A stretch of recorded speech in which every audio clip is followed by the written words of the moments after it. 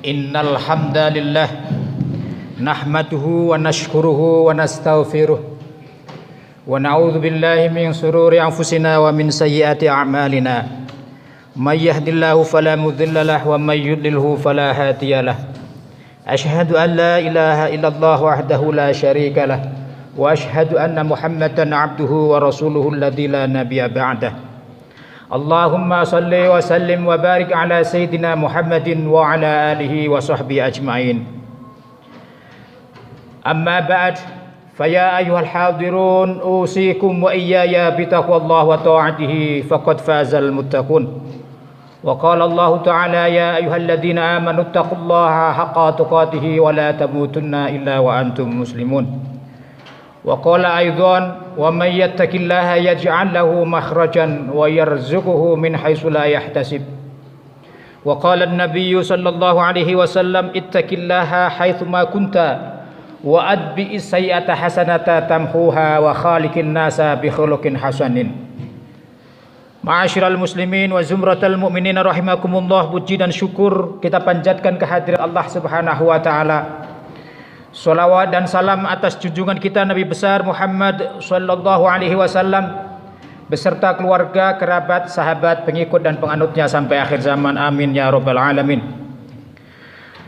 Ma'asyiral muslimin wa zumratal mu'minin rahimakumullah, pada hari ini Jumat Minggu pertama bulan Rajab 1442 Hijriah, kami berwasiat, marilah kita berusaha semaksimal mungkin untuk meningkatkan kualitas ketakwaan kita kepada Allah Subhanahu wa taala. Berusaha senantiasa menjalankan perintah-perintah Allah dan berusaha semaksimal mungkin untuk meninggalkan larangan-larangan Allah Subhanahu wa taala. Allah berjanji barang siapa yang bertakwa kepada Allah akan dibukakan segala persoalan hidupnya, akan diberikan jalan persoalan yang menghimpitnya, segala persoalan yang ada dalam diri dan keluarganya akan diberikan jalan keluar oleh Allah Subhanahu wa taala, dan Allah akan memberi rezeki dari jalan yang tak terduga. Hadirin sekalian, ma'asyiral muslimin wa zumratal mu'minin rahimakumullah, pada kesempatan ini marilah kita benarkan ulang, kita review akidah kita, keimanan kita kepada Allah Subhanahu wa taala atas peristiwa Isra dan Mi'rajnya baginda Nabi Muhammad sallallahu alaihi wasallam.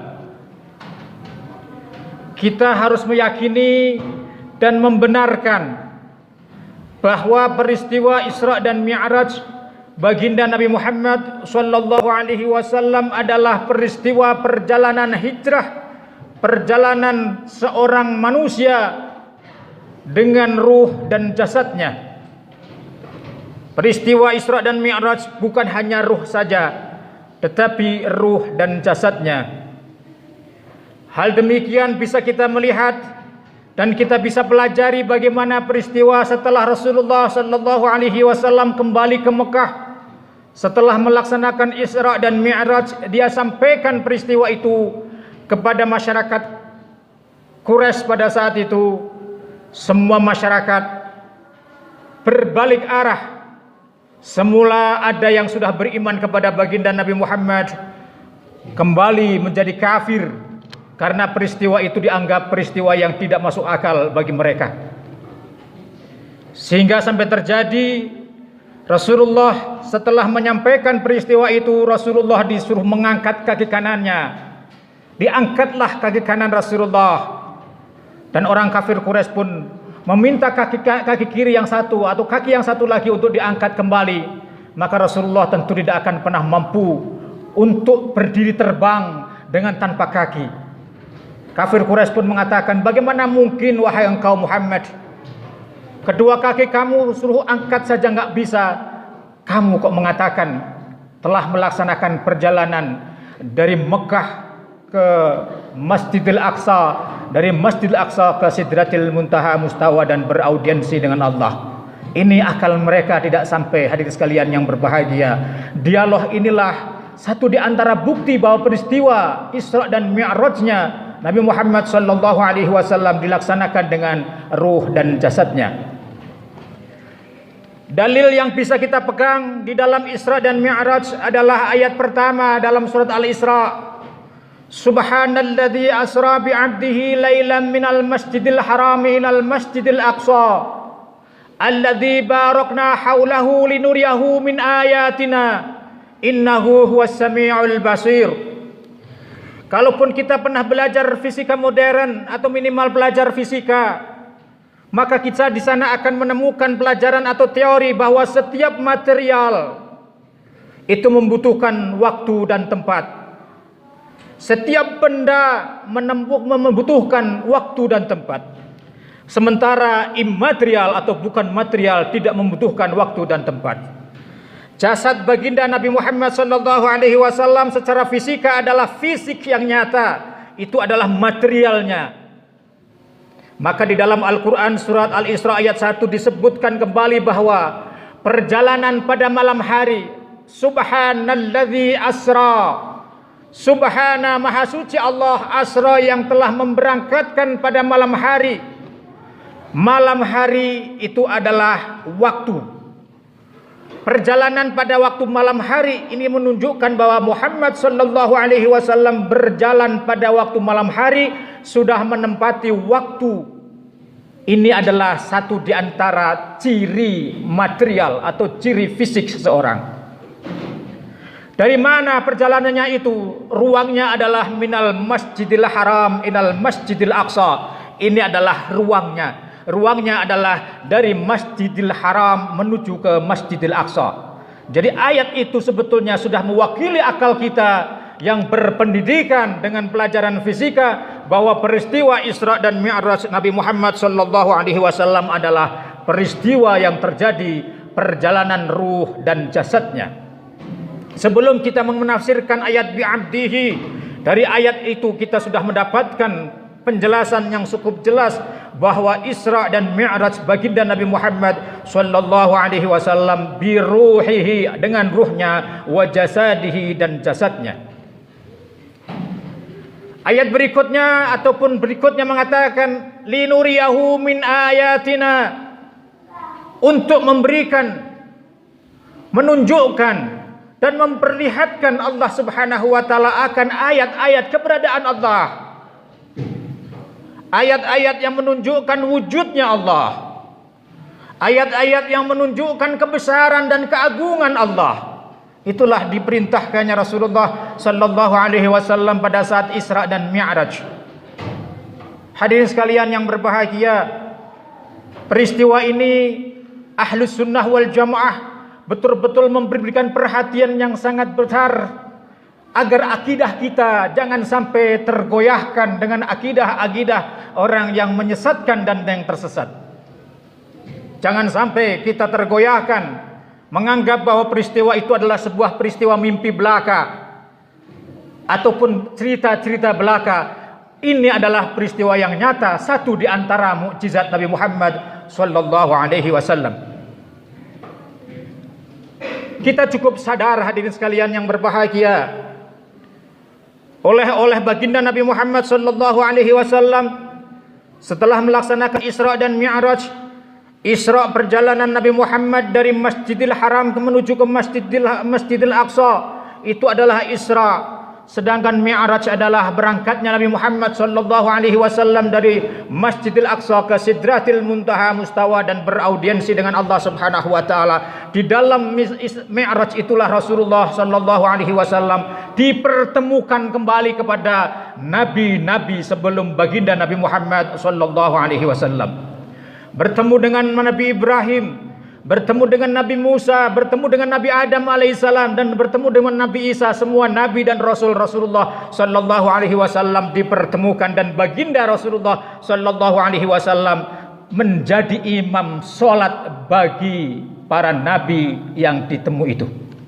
Pertanyaannya muncul, bagaimana Rasulullah sallallahu alaihi wasallam menjadi imam solat pada saat itu, sementara peristiwa solat baru diberikan kepada Nabi Muhammad sallallahu alaihi wasallam setelah turun dari beraudiensi dengan Allah. Syariat mengatakan bahwa Rasulullah sallallahu alaihi wasallam salat menggunakan syariat Nabi Ibrahim alaihissalam. Setelah Rasulullah sallallahu alaihi wasallam bertemu dengan para nabi di langit pertama, kedua, ketiga sampai ketujuh, Rasulullah bertemu dengan Nabi Ibrahim, Rasulullah bertemu dengan Nabi Musa, Nabi Yusuf, sehingga Rasulullah sallallahu alaihi wasallam sampai beraudiensi dengan Allah Subhanahu wa taala. Rasulullah pun menyampaikan at-tahiyyatul mubarakatus shalawatu lillah. Itulah salam baginda Nabi Muhammad sallallahu alaihi wasallam kepada Allah Subhanahu wa taala, yang malaikat tidak bisa untuk beraudiensi langsung sebagaimana yang dilaksanakan oleh Nabi Muhammad sallallahu alaihi wasallam. Malaikat ada di bawah sambil menyaksikan audiensi tersebut. Kita jangan membayangkan bagaimana audiensi Nabi Muhammad sallallahu alaihi wasallam dengan Allah. Kita tidak pada level itu, dan sebagian ulama mengatakan jangan sampai kita berpikir tentang audiensi itu. Kita cukup memahami bahwa Rasulullah sallallahu alaihi wasallam dipanggil khusus oleh Allah Subhanahu wa taala untuk beraudiensi. Dijawab oleh Allah Subhanahu wa taala, "Assalamu alayka ayyuhan nabiyyu." Keselamatan bagimu wahai nabi. Mungkin bagi kita kalau sudah dipanggil seorang presiden akan bangga dan merasa hebat.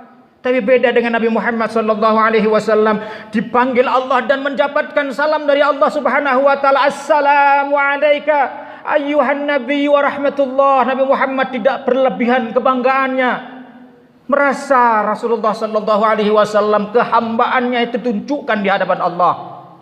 Rasulullah begitu sayang kepada umatnya sampai Rasulullah mengucapkan, "Assalamu alaina wa ala ibadillahi salihin." Ya Allah, keselamatan bagi kami dan umat-umat yang saleh. Inilah hadirin sekalian akhlak baginda Nabi Muhammad sallallahu alaihi wasallam yang sangat mulia. Senantiasa mengingat kepada umatnya, senantiasa mendoakan pada umatnya.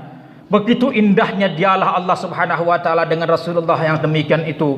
Maka para malaikat pun berjanji dan bersumpah, "Asyhadu an la ilaha illallah wa asyhadu anna Muhammadar Rasulullah." Inilah peristiwa yang terjadi pada saat mi'rajnya baginda Nabi Muhammad sallallahu alaihi wasallam.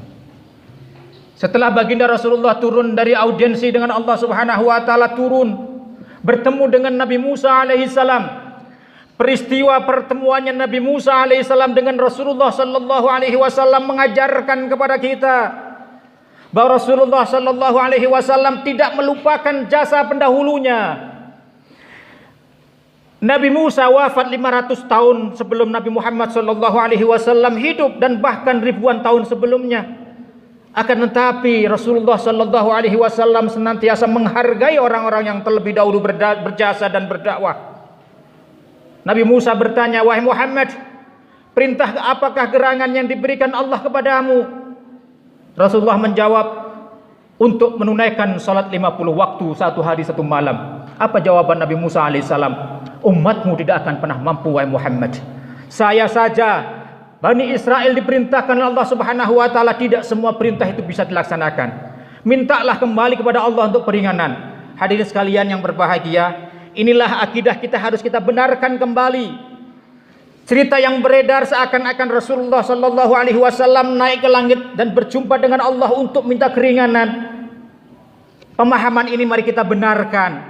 Bukan semacam itu semestinya yang terjadi, tapi Rasulullah sallallahu alaihi wasallam ada di maqam munajat kepada Allah Subhanahu wa taala untuk minta keringanan atas beban yang diberikan kepadanya dan akan diberikan kepada umatnya. Jangan 50 kali 1 hari 1 malam. Itu di makom munajat, bukan audiensi kembali. Ini pemahaman ini harus kita kembalikan, diluruskan kembali hadirin sekalian yang berbahagia. Yang walaupun akhirnya 5 waktu dalam 1 hari 1 malam kita diwajibkan untuk menunaikan sholat. Ini atas masukan dari Nabi Musa alaihissalam yang sudah wafat terlebih dahulu.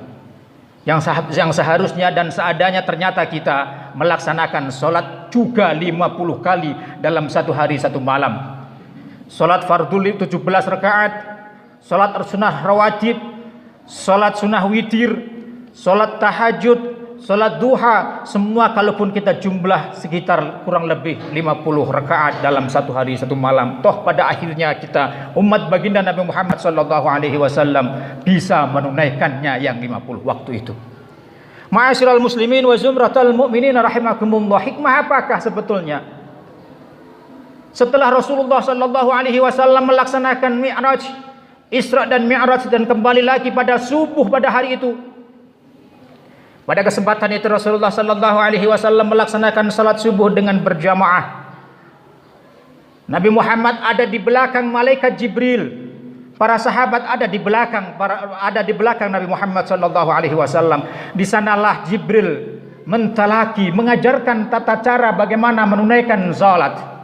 Jadi Rasulullah sallallahu alaihi wasallam pertama kali melaksanakan salat dengan syariat Nabi Muhammad sallallahu alaihi wasallam dan syariat berjamaah itu subuh pada saat baginda kembali dari Isra dan Mi'raj dengan diajari langsung oleh malaikat Jibril, dan para sahabat mengikuti gerakan baginda Nabi Muhammad sallallahu alaihi wasallam dengan ditambah tahiyat at-tahiyatul mubarakatus shalawatulillah.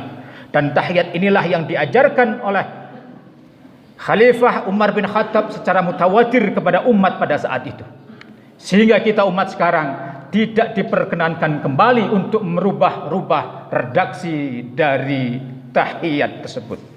Tidak ada dalilnya kita untuk merubah assalamu alayka menjadi assalamu alaihi karena Rasulullah dianggap sudah wafat. Tidak sah salat kita kalau merubah redaksi pembacaan tahiyat yang semacam itu. Allah Subhanahu wa taala berfirman, "Utlu ma uhiya ilaika minal kitab wa aqimis shalah inna sholata tanha anil fahsya'i wal munkar." Salatlah yang akan menghantarkan kita menjadi orang-orang yang tahsya anil fahsya wal munkar, terjauh dan menjauhkan dari perbuatan keji dan munkar. Tergantung kita hadirin sekalian yang berbahagia bagaimana salat kita. Salatnya tidak pernah salah, tapi bisa jadi kita menunaikannya yang enggak benar, sehingga salat sama sekali tidak punya efek apapun. Padahal kalaupun kita belajar, salat punya efek kesehatan yang tinggi, baik kesehatan mental maupun kesehatan fisik. Tergantung kita belajar salatnya semacam apa. Untuk itu hadis kalian yang berbahagia, pada kesempatan ini marilah kita perbaiki akidah kita tentang peristiwa Isra dan Mi'rajnya Nabi Muhammad sallallahu alaihi wasallam. Yang kedua oleh tentang Isra dan Mi'raj, yaitu tentang salat. Kita perbaiki salat kita sehingga kita terlahir menjadi orang-orang yang saleh secara individu maupun saleh secara